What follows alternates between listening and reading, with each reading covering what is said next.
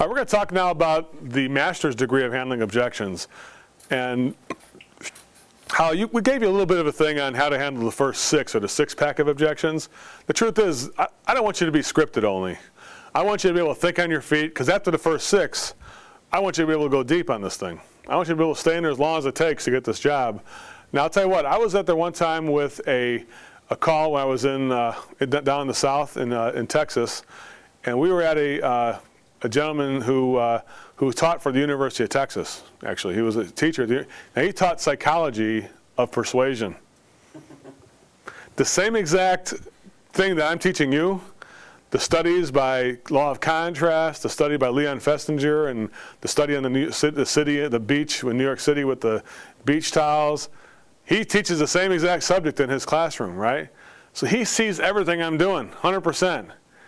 He's going, I see you this presentation. You're using the contrast principle, huh? Nice. Charge a high price first, so I think the other ones are cheaper. I said, yeah, so what should we do? He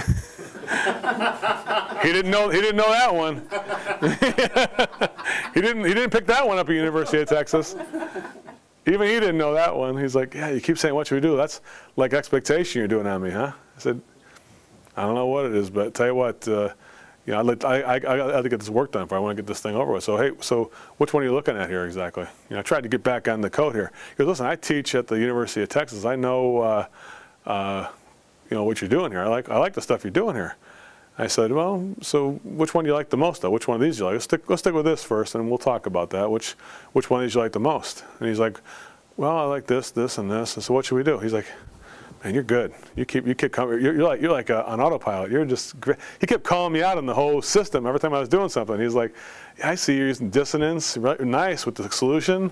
He goes, you're so. I never see anybody who does this like you. You're just fantastic. We were there for about an hour and a half talking to this guy about how we do our stuff and where I learned it and the source material. I was basically teaching him a little mini class while he himself is a professor of this stuff, right? He even said to me, we're about an hour and a half into it, and I was with a guy named Randy, and he said, hey, I'll tell you what, we're having a class on Thursday night. Would you mind? Maybe you and Randy can stop over at the class and show them what you guys are doing. So it could be a cool school, you know, thing we could show to my class to see how persuasion is used in real life and how people are actually using it. I love what you guys are doing. And I said, John, I said, what good would that do? I said, we haven't even persuaded you to buy a new water heater yet. How good is that going to do? I said, how am I going to go to your class when you haven't even bought a water heater yet? Come on, now what should we do? And he goes, all right, give me that one right there. Give me that third one there. But I'm only buying it so you can come to the class. And I said, okay, I'll come to the class then. And so the point was that even when you see persuasion, I was in Tennessee one time at a place in Camden, Tennessee, and the guy did the same thing. He's like, Edna, you see what he's doing here? And she's like, what, Ralph? He's like, he's showing you a high price first, so you think everything after that seems cheaper. And I said, well, it does look cheaper, doesn't it, Edna? What do you think? And she goes, yeah, Ralph, it does look cheaper, the other stuff. And I said, so Ralph, which one should we do? What should we do? And he goes, well, I think we should do the third one. He just chose the third one right there. That's what he did. He called me out on it, but still went right back into the thing. Do you ever get people saying that to guys who've been out there? You ever people say that? What are you doing here? What kind of stuff is this you're doing? You ever have something like that say it to you? Yeah. Would you still sell them in those kind of things? Yeah, you keep selling it. It doesn't make a difference. The kind of cool part about this thing is you can expose the system because it's used on you every day. You look at a menu in a restaurant. You look at everything. It's all there. Handling objections, though, is a little different thing. It's about getting feedback. Now, there's two kinds of feedback you could get. Don't look at objections like you're getting resistance, because you're really not. People are just giving you information. The information is just feedback, be it positive feedback or negative feedback. It's just feedback, correct? They never said no yet. They didn't say, get the heck out of my house. You guys said yourself, you went on thousands of calls, and nobody tells you just to leave the very first thing, right? So can we assume that you shouldn't leave? So number one, the first thing, we'll go ahead and say it right now. The very first thing I remember, remain calm. Mind like water. This is no time to get upset about things. Just remain calm, placid, like a lake with no waves in it. You're neutral. You're a scientist of sales. You're not This is not Tony Robbins. This is not some kind of used car salesman where you're getting all excited about things. You're just a technician who wants to get his job done. That's all you want to do. Does that make sense, guys? You know, it's not a rah-rah thing. It's not no touchdown celebrations in the end zone. We're going to pick up a check for $12,000. We're going to be calm. When I sell something for $170,000, I'm just as calm as when I lost a job for $300. I walk out of the call the same way. I was with me. I sold a job in New York for $170,000, and the owner of the company had an asthma attack because he was so excited about getting a check for $90,000 for a down payment. He had to take a breathalyzer with his asthma inhaler. But I'm like kind of disappointed, actually. So I said he bought it for $170,000, but what could we have sold this guy for? He guessed $200,000 when I said, what do you think it's going to cost? He said $200,000. I said, I blew this one. We left $30,000 on the table right there. I was actually upset with myself because I'm playing as a professional, not playing for the sport of it. This is something I'm a pro. Just like I want you to be like that too. Don't celebrate success and don't celebrate failure. Celebrate them both evenly. Stay in the middle, mind like water. You with me on this, guys? You start to fail, it's just interesting feedback you're getting. It's not you. You're the same person. You know, Quentin, you're the same exact person. When you went out and sold your first, what's the biggest job you ever sold doing this system so far? Just under 3,000. 3,000 on repair? And how about you, Justin? What's the biggest repair you've ever sold? The biggest job you've ever sold? 2 parts. It was like $12,000. $12,000 job. Now, have you sold one like that before? Were you selling the $12,000 jobs before? Were you selling $3,000 repairs before? So the point is, you're the same person you were that wasn't selling them, right? You're no different. You put your pants on the same way, one leg at a time. The only difference is you're using a different set of tools now, right? That makes it more effective. So don't put it on yourself that I succeed or I fail. What you do have to do is you have to try. You have to make sure you're using the principles that are going to succeed. If you use them, they will work. If you don't use them, well, I'll guarantee you that they won't work too. Just like I said, you're always going to miss 100% of the shots you don't take. So if you don't use the system, I'll guarantee you will fail, no doubt about it. Check your ego at the door. Now, there's two kinds of feedback, positive feedback and negative feedback. Is positive feedback of any use to us if we don't get the job? Let's say somebody says, Mauro, you did a great job here. You're the best guy I've ever seen in heating and air conditioning. But we're going to think about it and give you a call back next year on this thing. What does that really mean? You did a great job, but we're going to wait till next year. Interpret that for me. I think you're just being polite. What? You're just being polite. He's being polite? What's he really telling you? Did a good job? That he's probably going to look somewhere else. Yeah, he's not going to, you didn't do a good job at all, did you? So positive feedback is a lie. You with me on this, guys?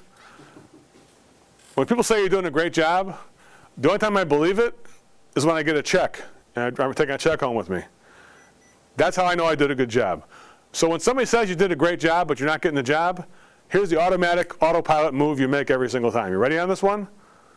Go ahead and tell me I did a great job, but we're going to wait on this till next year, Mike. Get the microphone.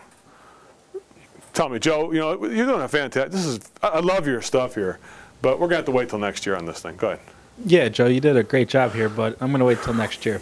Well, Mike, I wish, thank you very much. That's so nice of those kind comments. You told me that we did a great job here, and it means a lot to me. Somebody like you says that to me. But Mike, if I did the great job, guess what we'd be doing right now?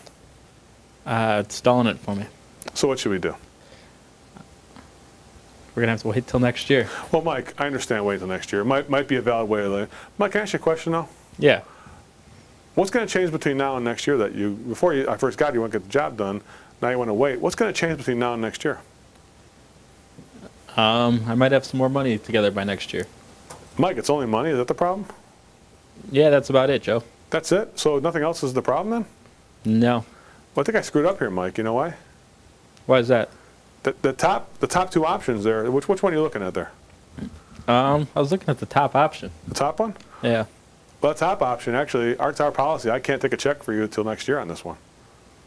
You can install it today, but I can't even take a check on that one. If you're approved with our financing program, I can't even accept the check from you until next year on that one. Well, let's get it done. Well, what should we do? Let's get the top one. That's it. That's what happens. See, I found out what the objection was. Delayed payment? Well, hell yeah. We'll just go ahead and do it now. That one? Why don't you tell me? I could have told you that one. You don't got paid for it till next year on that one. That's if you get approved with our financing. Even if you can't get approved, It's okay. Once the ball gets rolling for a customer like this, odds are he's going to find a way to get this thing done. Once he has a taste of we're going forward with this thing, the momentum of buying the job is just too great to not somehow find the money to get this thing done. He may even go to an uncle or something like that, or a grandfather to get the money, somebody to find that money until he can do it for next year, right? How about negative feedback? If you get negative feedback, is it useful? Absolutely. If people tell you something bad about what you're doing, it's the best feedback you can ever get. However, what's the negative part about that? What does it do to us inside of us? It hurts. The little boy inside of us gets hurt. The little kid who asked for ice cream but didn't get any. The little kid who got picked last in softball. The little kid who didn't make the hockey team. The little kid inside of us who got an F and got in trouble because he couldn't pass a test in grade school. That little boy inside of us is all hurt. It's not even the real us. It's the person. It's the kid in the past. You know what I'm talking about? It's that kid. That it was you, that pathetic little kid, that sniveling little kid, that's still inside of us, is hurt. And it goes right back to those feelings. You know what I'm saying there? I still remember when Mrs. Kluge, when I was a kid, yelled at me for breaking. I was bouncing a basketball in the garage, and she smashed her light bulb in the garage, and she dressed me down and told me how that was rude and how I felt like about this small, and I felt this burning feeling inside me, the guilt I felt. And to this day, when I get told certain things by certain people, I start getting talked to like that, I feel the same exact way. I feel just the same exact way I felt back then when I was getting yelled at by Mrs. Kluge in that garage of hers. Now today I see Mrs. Kluge and she doesn't even remember that kind of thing. I told her about it several times afterwards. She's like, I don't recall anything like that at all. But to me, it was life impacting, right? That's what we can't take it. Here's the thing, guys. Remember I said it before? Check your ego at the door.